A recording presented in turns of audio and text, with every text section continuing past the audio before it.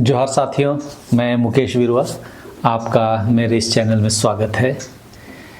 एक जंगल की कल्पना करिए जहाँ पेड़ों पर पुराने पत्ते झड़ रहे हैं और ठीक उसी समय नए कोमल फूल अंगड़ाई भी ले रहे हैं। हवा में एक अजीब सी मिठास है, पक्षी कुछ अलग तरह के बोल रहे हैं, मधुमक्खियाँ गुनगुना रही है और जंगल के बीच एक आदिवासी गांव में ढोल की थाप सुनाई दे रही है। यह कोई साधारण दिन नहीं है, यह है बहापर्व, हो, मुंडा और संथाल समाज का सबसे पवित्र प्राकृतिक पर्व, जिसे हम तब मनाते हैं जब प्रकृति खुद उन्हें बताती है कि पुराना साल गया, नया साल आया है। जब शहरों में लोग कैलेंडर के पन्ने पलटते हैं, तब यहाँ के आदिवासी पेड़ों की पत्तियों को देखकर नए साल की शुरुआत को पहचानते हैं। जब साल पेड़ के पुराने पत्ते झड़कर नए फूल और पत्ते अंकुरित होते हैं, तो वे समझते हैं कि प्रकृति ने नया वस्त्र धारण कर लिया है, नव वर्ष आ गया है। मैंने अपने कई पुराने वीडियो में बहापर्व और दर्शन के बारे बताया है। आप प्राकृतिक दर्शन के अलग अलग आयामों को समझने के लिए उन्हें देखें। आज की इस वीडियो में हम समझेंगे कि बहापर्व क्या है और क्यों मनाया जाता है। इसका प्राकृतिक दर्शन थोड़ा सा विस्तारवादी तरीके से, प्रकृति के वे कौन कौन से व्यवहार हैं जो ठीक इसी समय बदलते हैं, और इस पर्व के पीछे का वह गहरा प्राकृतिक दर्शन जिसे आज की दुनिया को जानना बहुत ज़रूरी है।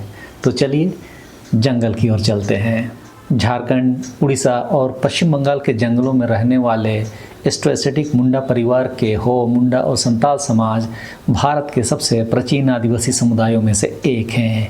ये वे लोग हैं जिन्होंने हजारों सालों से जंगल के साथ जीना सीखा है, न जंगल को जीतकर, न उनका शोषण करके, बल्कि उनके साथ एक लय में, एक ताल में रहकर। और इसी गहरे संबंध से जन्मा है बहापर्व, जहाँ फूल सिर्फ सजावट नहीं बल्कि एक दर्शन है, जहाँ प्रकृति का श्रृंगार मानव के लिए आध्यात्मिक पुनर्जन्म का संदेश है। बहा शब्द का अर्थ है फूल। यह पर्व फूलों का पर्व है, लेकिन यह सिर्फ फूलों को देखकर खुश होने का त्यौहार नहीं है। यह उस क्षण का उत्सव है जब प्रकृति अपना पुराना वस्त्र उतार कर नया श्रृंगार करती है। हो समाज का मानना है कि जब साल के पेड़, जिन्हें हम सबसे पवित्र मानते हैं, अपने पुराने पत्ते गिराते हैं और नए फूल खिलाते हैं, तब प्रकृति का नया वर्ष शुरू होता है। कैलेंडर से नहीं, घड़ी से नहीं, बल्कि जंगल के संकेत से, प्रकृति के व्यवहार से। यह पर्व मुख्यतः फाल्गुन मास बोलते हैं हिंदी में, यानी फरवरी के अंत से मार्च की शुरुआत के बीच मनाया जाता है। लेकिन दिलचस्प बात यह है कि इसकी सटीक तारीख कोई पंडित या पुजारी नहीं बल्कि खुद साल के पेड़ तय करते हैं। जब गांव का पुजारी, जिसे हम द्यूरी कहते हैं, जंगल में जाकर देखता है कि साल के पेड़ों में फूल आ गए हैं, तभी पर्व की घोषणा होती है। विज्ञान भी कहता है कि साल वृक्ष, जिसे वैज्ञानिक की भाषा में शौरिया रोबस्टा कहते हैं, एक वर्षीय पत्तियों वाला पेड़ है। हर साल इन महीनों में पुरानी पत्तियां झड़ जाती है और नई पत्तियां, फूल, यह एक पूर्ण चक्र है, मृत्यु और जन्म का नृत्य। सोचिए कितना अद्भुत है यह। जब प्रकृति तैयार हो तब हम उत्सव मनाएं। अब बात करते हैं उस पेड़ की जो इस पूरे पर्व की आत्मा है, साल का पेड़, जिसे वैज्ञानिक भाषा में शौरिया रोबस्टा कहते हैं। साल का पेड़ झारखंड और उड़ीसा के जंगलों का सबसे प्रमुख वृक्ष है। सारंडा जंगल तो इसी के लिए जाना जाता है, और इसमें एक अत्यंत दिलचस्प प्राकृतिक विशेषता है। इसके पत्तों की उम्र 1 साल यानी 365 दिन होती है। जी हाँ, साल का पेड़ एक अर्ध सदाबहार वृक्ष है। इसके पत्ते पूरे साल हरे रहते हैं, लेकिन ठीक फाल्गुन के समय, यानी कि यही समय जब ठंड जा रही होती है और गर्मी दस्तक दे रही होती है, ये पुराने पत्ते एक साथ झड़ने लगते हैं। और यहाँ सबसे अद्भुत बात होती है, पुराने पत्ते गिरते हैं और लगभग उसी समय नए फूल खिलने लगते हैं। यह कोई इत्तेफाक नहीं है, यह प्रकृति की एक सुनियोजित प्रक्रिया है। वैज्ञानिक इसे फिनोलॉजिकल ट्रांजिशन कहते हैं, यानी ऋतु परिवर्तन के साथ पेड़ पौधों के जीवन चक्र में आने वाला बदलाव। यह सिर्फ कैलेंडर नहीं है बल्कि जीवन चक्र का प्रत्यक्ष दर्शन है। लेकिन एस्ट्रोएसिटिक मुंडा समाज ने इसे हजारों साल पहले ही पहचान लिया था। बिना किसी प्रयोगशाला के, बिना किसी वैज्ञानिक उपकरण के उन्होंने इसे महसूस किया, जिया और इसे अपने त्यौहार में पिरो लिया। जब साल का पत्ता गिरता है तो हो आदिवासी मानते हैं कि पुराना साल समाप्त हो गया। जब साल पर नया फूल खिलता है तो नया साल प्रारंभ होता है। यह है प्रकृति का कैलेंडर और यह कैलेंडर कभी गलत नहीं होता। अब आइए समझते हैं कि बहा पर्व के समय प्रकृति में और क्या क्या बदलाव आता है, क्योंकि साल का फूल खिलना अकेला नहीं होता, यह पूरे प्राकृतिक महोत्सव का हिस्सा होता है। अब इसमें पहला संकेत तो देखेंगे, फूलों का महोत्सव होता है। इस समय यानी कि फरवरी मार्च में केवल साल ही नहीं खिलता, इस समय पलाश, जिसे जंगल की आग भी कहते हैं, अपने लाल और नारंगी फूलों से जंगल को रंग देता है। पलाश के ये फूल बिना पत्तों के खिलते हैं, इसीलिए दूर से देखने पर पूरा पेड़ आग की लपटों जैसा लगता है। महुआ के पेड़ों पर मीठे फूल गिरने लगते हैं। महुआ हो समाज के लिए सिर्फ एक पेड़ नहीं है, बल्कि जीवनदाता है, भोजन है, औषधि है और परंपरागत पेय सब कुछ। सेमल अपने रक्त लाल फूलों से आकाश को सजाता है। यह कोई संयोग नहीं है कि इतने सारे पेड़ एक साथ फूल खिलाते हैं। दरअसल यह परस्पर निर्भरता का एक अद्भुत खेल है, जिसे वैज्ञानिक को-इवोल्यूशन कहते हैं। दूसरा संकेत है कि परागणकर्ताओं का जागरण इसी समय होता है। जब फूल खिलते हैं तो परागणकर्ता जागते हैं। जैसे मधुमक्खियां जो ठंड में अपने छत्तों में सिमटी थी, अब बाहर निकलती है। तितलियां दिखाई देने लगती है, भंवरे गुनगुनाने लगते हैं। हो समाज इस गुनगुनाहट को जंगल की प्रार्थना मानता है और वैज्ञानिक दृष्टि से देखें तो यह एक महत्वपूर्ण पारिस्थितिक घटना है। परागण का मौसम शुरू होना, इसके बिना न फल होंगे, न बीज, न अगला साल। समझ रहे हैं? अब तीसरा संकेत, पक्षियों का बदलता व्यवहार। फागुन के महीने में पक्षी अलग अलग तरह से बोलते हैं। यही वो समय होता है, यह उनका प्रजनन काल है। नर पक्षी मादाओं को आकर्षित करने के लिए सबसे मधुर आवाज़ें निकालते हैं। कोयल, जो भारतीय साहित्य और संस्कृति का अभिन्न हिस्सा है, इसी समय अपने कूक से जंगल भर देती है। एस्ट्रोएसिटिक मुंडा भाषा परिवार इसे मानता है कि जंगल खुशी में गा रहा है। चौथा संकेत आप देखेंगे, हवा का रुख बदलता है या हवा बदलती है। ठंडक की खुश्क हवाएं जाने लगती है। हवा में एक नमी, एक गर्माहट आती है। यह हवा फूलों की सुगंध लेकर चलती है। आदिवासी समाज इस हवा को पहचानता है, या बहा की हवा है। वैज्ञानिक भाषा में यह शीतोष्ण काल का संक्रमण है, विंटर टू स्प्रिंग की ओर जाना। पांचवा संकेत आप प्रकृति में देखेंगे, दिन बड़ा होना शुरू होता है। इस समय स्प्रिंग इक्विनॉक्स आता है। धरती का झुकाव सूरज की ओर बढ़ता है। दिन और रात बराबर होते हैं और फिर दिन बड़े होने लगते हैं। अधिक सूरज का प्रकाश का अर्थ है पेड़ पौधों में अधिक प्रकाश संश्लेषण। यही ऊर्जा नए फूलों और पत्तों को जन्म देती है। तो आदिवासी समाज ने यह सब किसी किताब में नहीं पढ़ा, उन्होंने इसे पीढ़ी दर पीढ़ी प्रकृति के साथ रहते हुए महसूस किया और जिया। अब हम आते हैं इस वीडियो के सबसे महत्वपूर्ण हिस्से पर, बहा पर्व का दर्शन। हो समाज जब बहा मनाता है तो वह केवल फूलों की पूजा नहीं करता, वह उस सत्य को स्वीकार करता है जो प्रकृति बार बार दिखाती है। और वह सत्य है, इसमें पहला दर्शन, कि परिवर्तन ही जीवन है। साल का पुराना पत्ता गिरता है, लेकिन यह मृत्यु नहीं। वह पत्ता मिट्टी में मिलता है, सड़ता है, खाद बनता है और उसी पोषण से नया फूल खिलता है। हो आदिवासी इसे देखकर सीखते हैं, जो पुराना है वह जाना ही चाहिए, जो जाता है वह नए को जन्म देता है। हो समाज में मृत्यु संस्कार प्रकृति में वापसी का ही द्योतक है। यह है प्रकृति का चक्र और इसी चक्र को वे अपने जीवन दर्शन में उतारते हैं। बहा पर्व में वे पुरानी शत्रुता भूलते हैं, पुराने दुखों को जंगल में छोड़ आते हैं और नए संकल्प लेते हैं। यह उनका नया वर्ष है, न कागज पर बल्कि मन में। अब दूसरा दर्शन कहता है कि प्रकृति समय से पहले नहीं, समय पर चलती है। हो समाज के लिए सबसे बड़ा जीवन पाठ यह है कि जल्दबाजी मत करो, प्रकृति की लय में चलो।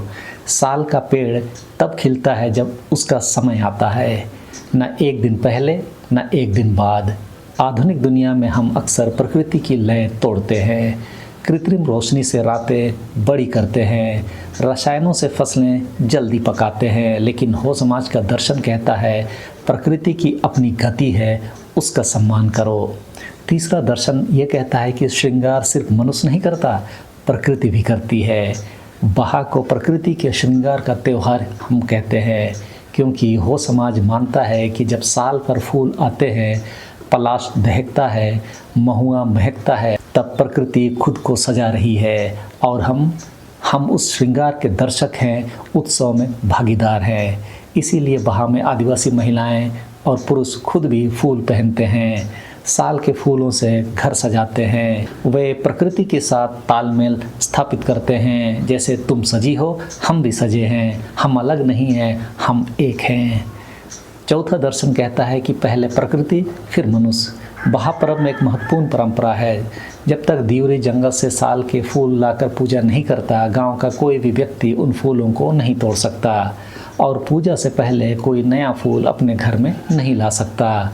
इसका गहरा अर्थ है, प्रकृति की उपज पहले प्रकृति की है, मनुष्य का अधिकार बाद में है। यह सोच आज की दुनिया के लिए कितना ज़रूरी है, जहां हम पहले लेते हैं फिर सोचते हैं। आदिवासी समाज पहले सोचता है फिर लेता है। पांचवां दर्शन कहता है कि सामूहिकता का उत्सव है यह। बहा पर व्यक्तिगत त्यौहार नहीं है, यह सामूहिक उत्सव है, प्रकृति का उत्सव है। पूरा गांव एक साथ फूल चुनता है, एक साथ नाचता है, गाता है, एक साथ प्रार्थना करता है। इसमें संदेश है, प्रकृति किसी एक की नहीं सबकी है, इसीलिए उसका उत्सव भी सबका है। अब हम बात करते हैं बहा पर्व की कुछ रीतियों की। त्योहार के रूप में हो समाज में हुड़िंगबा, मरंगबा और बासी पर्व के रूप में 3 दिन का त्यौहार हो समाज में मनता है। पहले दिन गोबर से घर आंगन की लिपाई पुताई होती है। इसी दिन से पूर्वजों को पवित्र भोजन अर्पण किया जाता है। हो समाज में बहा पर्व के दिनों की संस्कृति के बारे में रे पुराने वीडियो में आप जाकर देख सकते हैं, मैं उसका लिंक डिस्क्रिप्शन में डाल दूंगा। यहाँ मूलतः प्राकृतिक दर्शन के सार पर हम ज़्यादा बात कर रहे हैं। दिवरी एवं उसके साथ के पूजा अनुष्ठान के सहयोगी जंगल से साल के पवित्र पेड़ों के फूल लाते हैं, जिसे गांव में सभी गांववासी आपस में बांटते हैं। सोचने वाली बात यह हो सकती है कि भीड़ से जंगल को नुकसान ना हो बोलकर यह प्रथा आई। साल के ताजे फूल नाजुक होते हैं, सामूहिक रूप से जाने पर अनावश्यक पेड़ पौधों को नुकसान होता है, इसीलिए यह परंपरा पहले एक फिर सब इसका चलन शुरू हुआ। इसके दर्शन में एक और चीज़ आपको समझनी है, वह है फूलों से सज्जा, किसी मूर्ति की नहीं। हो समाज में बहा पर्व की पूजा मूर्ति की नहीं होती, साल के फूल खुद ही पूज्य हैं, उन्हें प्रकृति का प्रतिनिधि माना जाता है। इसमें दर्शन यही है कि जब आप फूल को ईश्वर मानते हैं तो आप उसे नुकसान नहीं पहुंचाते। यह पारिस्थितिकी संरक्षण का सबसे सुंदर तरीका है, भय से नहीं, श्रद्धा से। तीसरा रीति विधि इसमें यह है कि नृत्य और गान जो होता है, बहा में आदिवासी युवक युवतियाँ मिलकर नृत्य करते हैं। हालांकि सभी त्यौहार में तो गीतों में प्रकृति का वर्णन होता है, फूलों का, पत्तों का, नदी का, पहाड़ का।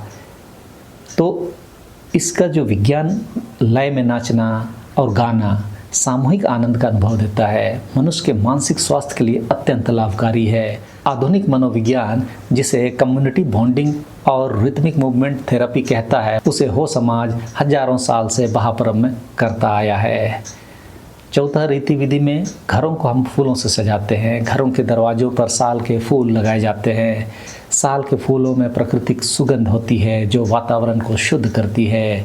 फूलों की उपस्थिति मानसिक प्रसन्नता देती है और बढ़ाती है। यह बायोफिला इफेक्ट है जिसे आधुनिक शोध ने भी प्रमाणित किया है। हम एक ऐसे दौर में जी रहे हैं जहां जलवायु संकट है, जंगल कट रहे हैं, नदियां सूख रही है और इस संकट का मूल कारण यही है कि हमने प्रकृति को संसाधन माना, संबंधी नहीं।